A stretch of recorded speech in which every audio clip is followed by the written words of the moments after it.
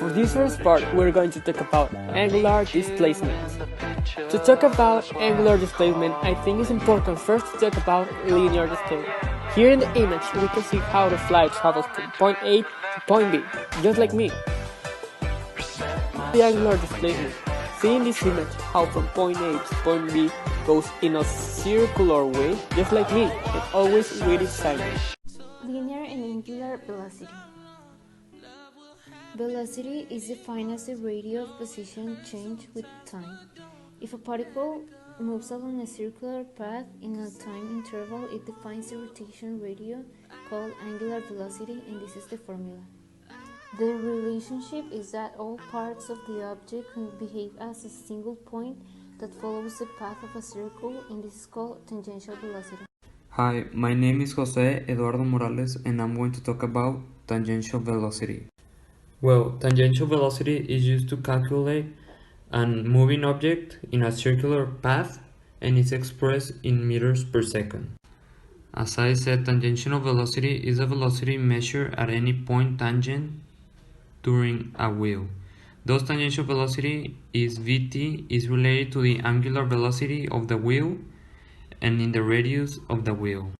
Here we can see the formula for tangential velocity, that is Vt, and to calculate we need the angular velocity and the wheel's radius.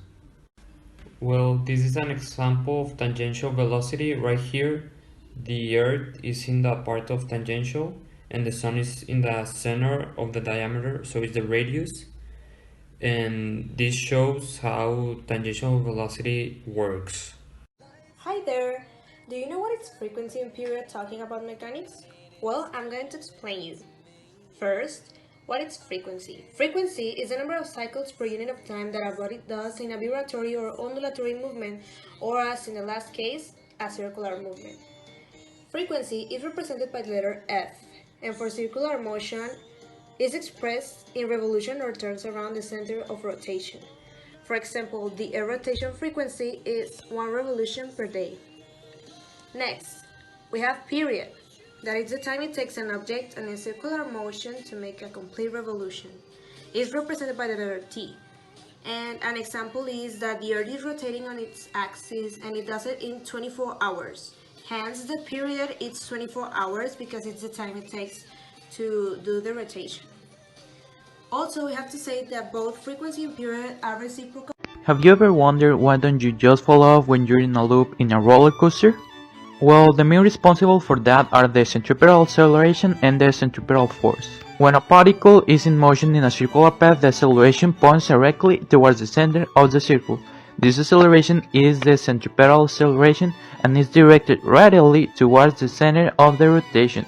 This causes the movement in a circular path and not in a straight line. Has the following formulas, where B is the tangential velocity, R the radius of the circle, and W the angular velocity. As you expect, this acceleration requires a force, and this force is the centripetal force.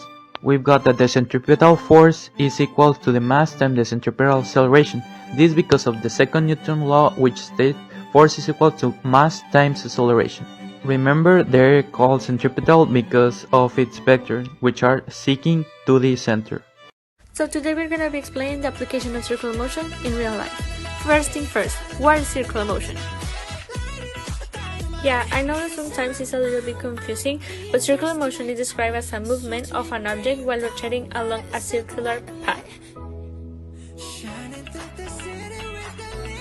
We can see this motion when a wheel is moving, in the giant wheel or the fortune wheel, in the carousel, or even though in the roller coaster, and every time we see circular motion is because the object is moving, like this little toy. But wait, there are two types of circular motion. The first one, the uniform circular motion, and the second one, the non-uniform.